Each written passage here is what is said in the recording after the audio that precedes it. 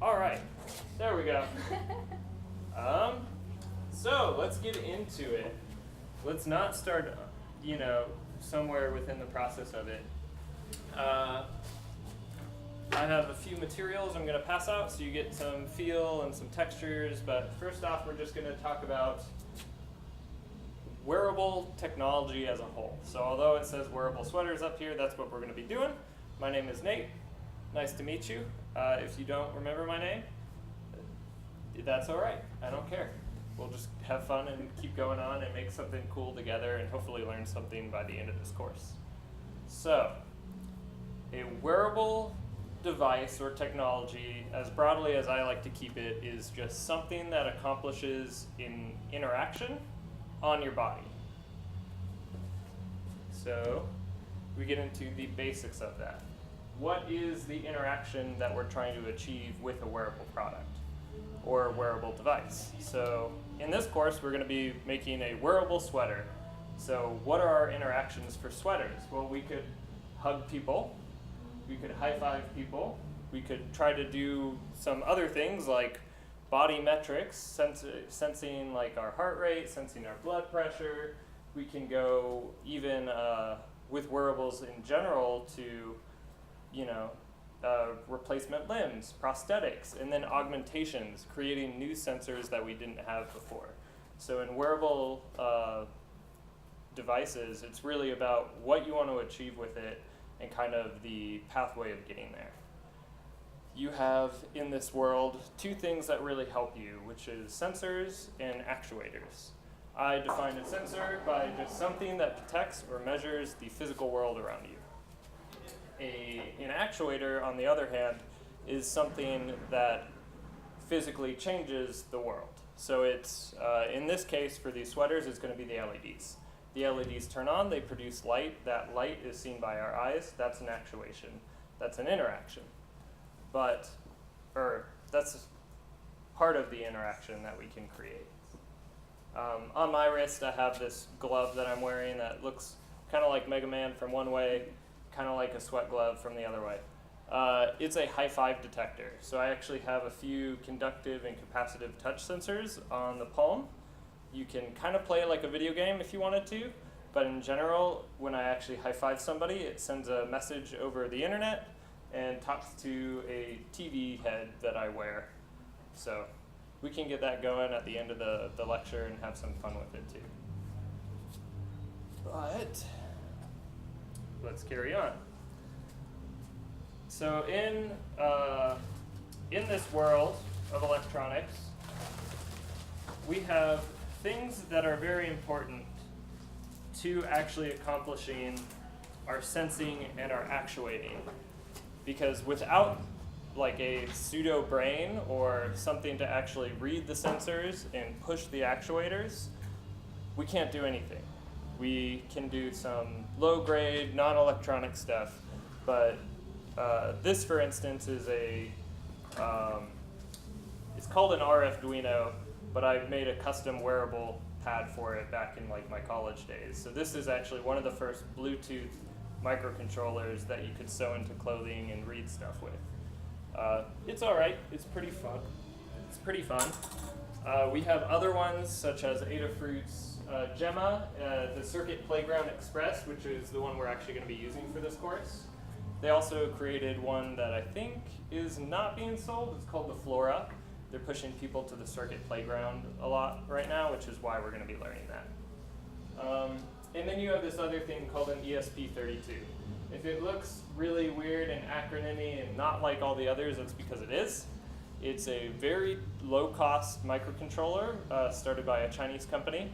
You can get the most bare-bones version for about $5 versus the Circuit Playground Express, which is $25. They do roughly the same things, but the ESP is actually faster, has more capacitive touch sensors, and it can talk to the internet and Bluetooth. So, how many sensors does it have? The ESP32 has the same amount as our Arduino Uno. All pins are capable of capacitive touch, digital I/O, pulse width modulating, analog reading. Wow. That's cool. Yeah, And the cool thing is, too, it's actually 2 microcontrollers in one. So you actually have 2 brain modules. So one can be constantly talking to the internet the entire time, and the other one can actually be handling all the sensor reading and value gathering. That way you don't have any communication breakdown throughout the process, which is a very big issue right now if you just use a single board to do something. So if you were to say, trying to talk to a Wi-Fi network and read a sensor, if you don't prioritize the Wi-Fi network, it's going to get cut off, and you're never going to be able to connect to it again until you actually reset your device. So that's the cool thing about this chip, the ESP32. Very low cost. You get a great bang for the buck in that. But it is more difficult to code, which is also another reason why we aren't doing it today. So other things about wearables, we can think of them as the more traditional set, which is conductive fabrics, conductive thread, fabric called Velostat, sewable LEDs, wires, and what have you. These are kind of the basics. These really started in the, I guess, mid-2000s to become commercially available easily. So I'm going to pass around Velostat, which is the first thing I'm going to talk about. This is a resistive plastic. So what that means is you put a wire on one side, you put another wire on the other side. One is high voltage, one is your ground. It'll actually read different sensor, or a different value depending on how hard you press on it. So this is really in application in a lot of shoes. All those shoes that light up that you step on uses Velostat somewhere in it. So yeah, you can go ahead and feel it. It feels like a garbage bag. It's pretty funny, and I've almost thrown it out like a garbage bag. So. Oh yeah. The next thing we're going to actually look at is 3 different types of conductive fabric. So this is more a jersey knit, what kind of t-shirts are made out of. So this is a nylon thread that is just coated with a conductive, kind of like a polymer on the outside of it. So this is really comfortable to wear, really easy and breathable, but you end up, the more you wash it, the more you lose your conductivity. So this will eventually wear out and become regular fabric. We have this other one that's also a nylon, but it is more of like a woven sheet, kind of compressed. It's much more like plastic. Like Velostat, you put 2 wires on the opposite sides of this. It conducts through it. You can also have the strips. It's good, it's sewable, but I wouldn't wash it either. So you can feel that. It's just very plastic-like. Yeah, not comfy. You don't want to actually wear that on the skin.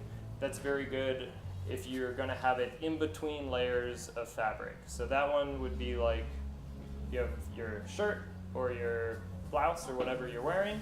You put that on it, you kind of stitch it into place, you put another fabric on top of it. Kind of hides it, keeps it more protected. This last one though is also a knit, but it is actually made with, I got it, you're fine. Sorry. Yeah. This one by itself is actually made with silver thread. So this is really cool.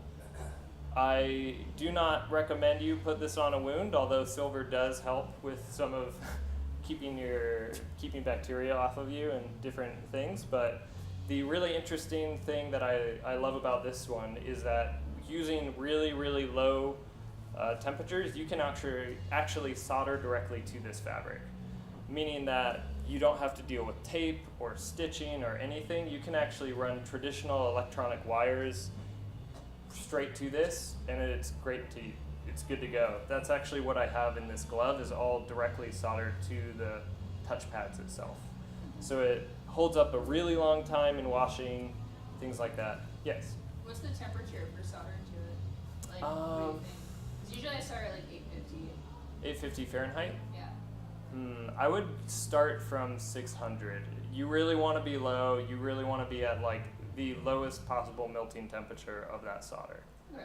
Otherwise, it's never going to catch on fire. It's just going to burn all around, and all of a sudden the fabric will just disappear before your eyes. So, here. The one bad thing about that is that it is expensive. It does have silver in it. So, unfortunately, it is what it is. The jersey knit and this plastic are about comparable price. They're about $5 for 20-inch centimeter squares like this. That one is more like probably about $20 for that. So it drastically jumps up the price. And when you're in the wearables game, depending on how big and how much you want to cover your body with sensors, with fabric and everything, that price really goes up. So you really want to make sure you're using the right fabrics for the right jobs. Otherwise, it's just expensive. Yeah, so that gets me to talking about conductive thread. It's a very controversial issue, but conductive thread is just steel thread that's woven together. It's very flexible. A lot of projects use it. We may even use it here today. I have my soldering iron and regular wires if we want to go that route. But the one thing to remember is that steel in general, although it is conductive, is not the best conductor. So the more voltage and amps you put through it, the more it's actually going to heat up throughout the process. So if you were running, say, a meter of this stuff, if you touch the very end of the meter, it's going to be a very low voltage. But that entire meter-long thread cable is now going to be about 10 to 20 degrees Celsius higher than the fabric itself. I had a friend in college who made a beautiful dress for her senior design. It was completely packed with NeoPixel LEDs. It could do animations. She could twirl. It was super, super cool, except that she used steel thread the entire way through it.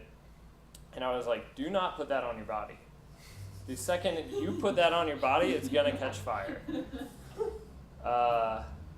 And surely enough, for the senior design, we decided to keep it on a mannequin. It was super cool. It all worked. And the second we brought it outside and turned it on and left it for 30 minutes, it caught fire. So yeah, this stuff can get very hot. So remember, in small batches from a tiny point A to point B, it's completely perfect to use. It's fine. If you're really going long distances, let's look for another solution. So I'll pass this around.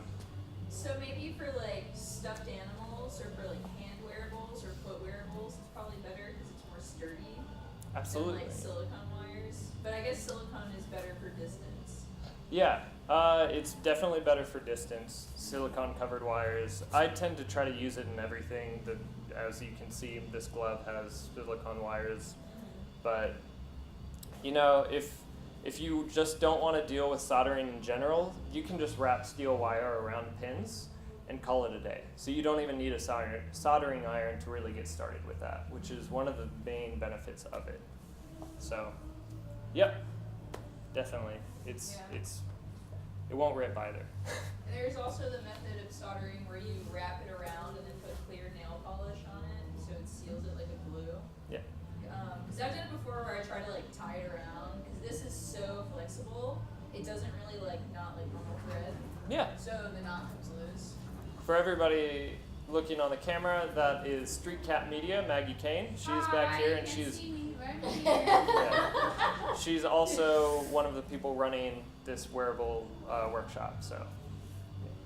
Thanks, Nate. Yeah. Shout out. I will put that in the front of the video, everybody.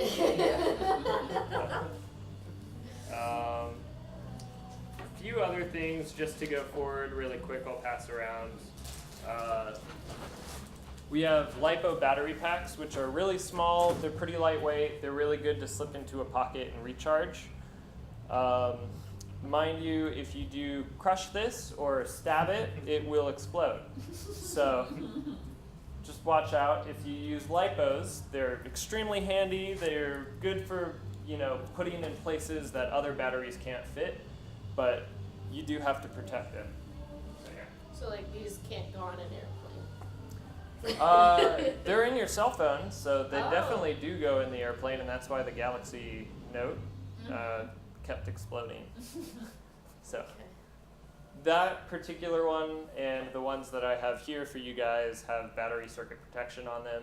So if you do charge them, if you do stab them, they will short themselves out in a safe and controlled manner. Mind you, if you do stab them, get it away from you, because That's one level of safety. The other level of safety is just not getting close. Yeah. But they're super great. I use them. You know, I wouldn't not recommend them. I just want to give you also the safety tips on them. Safety is good. For Yeah. it's very important. Especially if it's going on you. Yeah. These tiny little clips are sewable LEDs. They're specifically made to work with conductive fabric. You can solder to them though. And they're super tiny. So you get to see, that's about 5 of them on that little chip. And this last thing in my hand is rubber resistive capacitive or conductive. It's conductive rubber, but the more you stretch it, the resistance changes. So it's also a sensor. So if you were, say, stretching your arms out, this is a great way to detect somebody stretching. So if you weave it in a specific pattern along clothing, this will really tell you kind of what their body is doing and what motions are in it, depending on how many of them you use and where you put them in clothes. So it's really cool. It's fun to use. Yeah.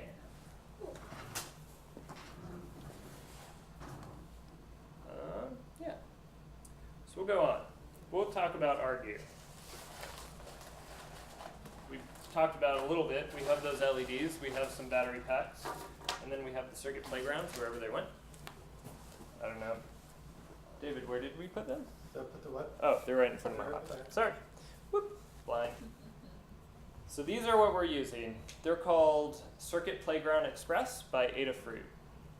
They have 10 LEDs directly to it that are RGB controlled. They're really fun. They have a built-in speaker. They have capacitive touch. They have a light sensor and the temperature sensor and a sound volume sensor. XY as well. Yeah, XY XYZ. Yeah. accelerometer. So they can sense a lot of things. It's an amazing controller. Like, there's so many built-in sensors, because usually with an Arduino Uno, you get that, and then you have to build other circuit sensors and then attach it to that, where that just has it built in for $25. So Yep. it's amazing if you want to do, like, a light sound reactive project or something like that, which Nate will go through today. Yep, Yeah. we'll go through some stuff. But yeah, it's super fantastic. Each and every one of you are going to get to walk home with it, except for me. I don't get one. No. But it is all right. And like I said, for this class, our actuators are going to be the sewable LEDs, as well as anything else on the circuit playground itself. So the LEDs on there. We also have, or the sound, the speaker on board is also an actuator that we have access to. And then our sensor is either going to be the conductive fabric itself, the capacitive touch of that board, light or sound, depending on whatever we want to go with. Yeah. I want to note real quick, when everyone gets their board, you can see these little icons that show you what each sensor is. So like there's your temperature icon, there's a heater icon, so you can kind of look and see what they look like. Yeah. So, with Circuit Playground, being one of Adafruit's most pushed products, they really wanted to make sure that everyone can use this. If you have a very in-depth knowledge of coding, you can code it. If you are just starting out and you don't have that much experience or no experience, there's a bunch of tutorials online, and there's a bunch of different ways to actually code it itself. So up here, we're going to be speaking about the 3 main ways to interact with this device. One is called Make Code. The other is called CircuitPython, and then the last is called Arduino. So with Make Code, it's a visual learning environment. So it's styled as blocks, and you basically put a block somewhere and you can populate inside that block. And what that means is there's a little section of code that does something with whatever you put into it. That's the one we're going to be sticking with for this class. If you want to know, the language is JavaScript on the back end that you don't actually interact with, although you can. It's there if you choose to. But it's the most limited in terms of all of them. You don't really have libraries to plug in. A library is maybe a specific, easy way to talk to a sensor. So you purchase a sensor you've never had, that detects light. How do you communicate it? How do you communicate to it and have like specific keywords you type in that just talk to it? That's all held in a library. So you aren't really going to find that with MakeCode. But you will find it with these other two, CircuitPython and Arduino. So with CircuitPython, it's the language is Python, which is a very widely used language in today's coding world in general. But it's more of the traditional style of coding where you have this text-based interface and you type into it and you save it and it does things. And then there's libraries and functionality along with it. The last thing is Arduino, which is technically in C++, although it does make a certain number of things easier to interface with it.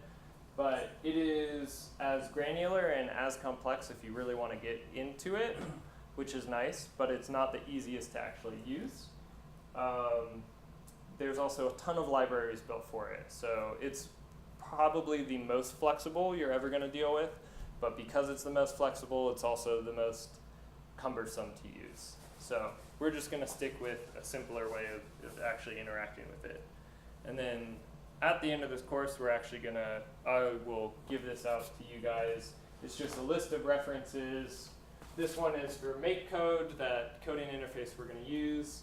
The products, some different things you can read up on what you get to take home. So, and some other places that you can keep track of wearables, like Adafruit has a Wearables Wednesday, and Hackaday keeps track of all of their wearables that they highlight on their website. So we're actually going to get into MakeCode. So we're going to first leave the editor. If you go to MakeCode, it kind of looks like this. You see all of these tutorials down here with different projects you can go and click on, and if you notice, they're all Circuit Playground.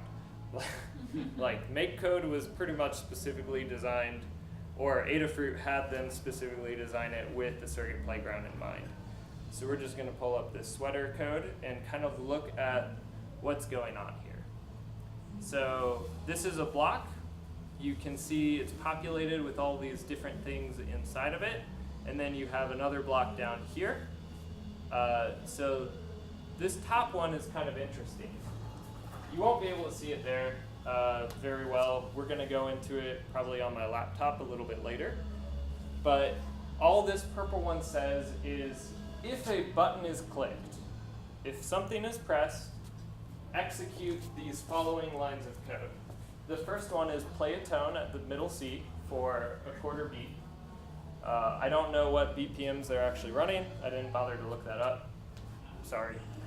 But the next thing it does is actually turn pin high, so pin A2 on this board. I'm not sure if you got to see it. I'll just pass these out now. A2 on there will actually turn high, and it's going to stop and wait there for about a second. So, yeah, just keep passing them out. And then we have this green. No, you can have it this one. Take it. Yes. Take it, David. I know. No, This you is can have a the bunch. same one, right? That's the Or same no? one, so that's yours. Okay, cool. This green block down here has the word forever written in it. So what forever means is it's an infinitely circulating piece of code. So while this top one, this purple one, only functions if you actually touch the button, it executes that. But forever will keep running no matter what is happening to it. So it's kind of your constant loop, your forever loop, if you want to think about it that way. This is where a lot of the code can go that you just want to be running in the background of everything. So the code in the background is to turn off that pin that we wrote high. So if, say, this pin controls an LED, the background code is always telling me to turn it off. But if we press a button, it's going to turn that LED on and it's going to wait for about a second. Then it's going to turn it off because it goes back to the forever code. But we have a lot of different things in this code to actually interact with our circuit playground. So if we do click in here, we have lights. So what this means is we can actually do different animations and pull out a big block and actually throw it, you know, oops, not in there. I wanted to throw it in here. So that's kind of the idea of how we're actually putting code in place. You actually will just pick it and drag it and drop it. It's pretty easy. And when you actually want to execute, that code, you actually will have to download the code. It's going to save a file, and we're just going to drag and drop that file onto the microcontroller. So when we get further along in the process and we're actually making the sweaters, then this is kind of how you load it up. Does it come up as like a USB device on a computer? Yeah, You just drop it into a folder. Yeah, if I could see one. That's cool. Thank you. We're just gonna plug it in. So you plug it in with the micro USB in the back. You stick it into the computer, and your computer is gonna say do do do do. You have something in there, and it starts up its kind of intro code. But what you do with this to actually load code, there's another thing. For the microcontroller, you actually have to double click that center. Everything is going to turn red for a second, or you single click it, and it turns green. It brings up basically this bootloader, or what's called a bootloader. It looks for the sequence of files, or the main file that it wants to read as code. So if I then take what I just wrote, drag it and drop it into this, it's going to copy it, it's going to reset itself, and now it's programmed. Cool. Yeah, so I forget what it's looking for. It's looking for a click on A1, and it's going to do some crazy stuff. So if I touch it, it lit up, it made a Turns beep red, sound. Like on the screen. Yep. You can't hear it because it's super quiet, but it does something. So I'm going to take that out.